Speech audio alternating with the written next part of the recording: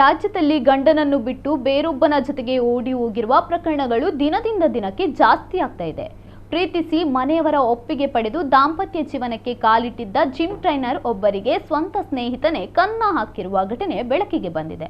ಅವನು ನನಗೆ ಅಣ್ಣನ ಸಮಾನ ಎಂದು ಪತಿ ನಿತೇಶ್ಗೆ ಹೇಳುತ್ತಿದ್ದ ಪತ್ನಿಯು ಈಗ ಅದೇ ಸ್ನೇಹಿತನ ಜೊತೆ ನಾಪತ್ತೆಯಾಗಿರುವುದು ಸಂಚಲನ ಮೂಡಿಸಿದೆ.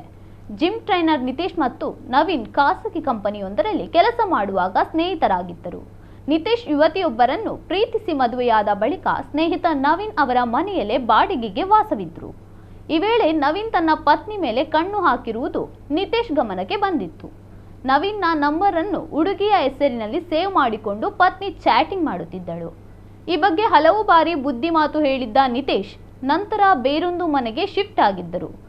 ನವೀನ್ ಜೊತೆಗಿನ ಸಂಪರ್ಕ ಮುಂದುವರೆದಿತ್ತು.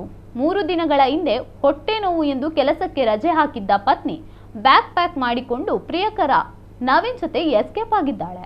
ಪತ್ನಿ ನಾಪತ್ತೆಯಾದ ಬಗ್ಗೆ ದೂರು ದಾಖಲಿಸಿ ತನಿಖೆ ನಡೆಸಿದ ಪೊಲೀಸರು ಯುವತಿ ಮತ್ತು ನವೀನ್ನನ್ನು ಪತ್ತೆ ಹಚ್ಚಿ ಠಾಣೆಗೆ ಕರೆತಂದಿದ್ದಾರೆ. ಆದರೆ ಪೊಲೀಸರ ಮುಂದೆ ಪತ್ನಿ ಒಂದು ಶಾಕಿಂಗ್ ಹೇಳಿಕೆಯನ್ನು ನೀಡಿದ್ದಾರೆ.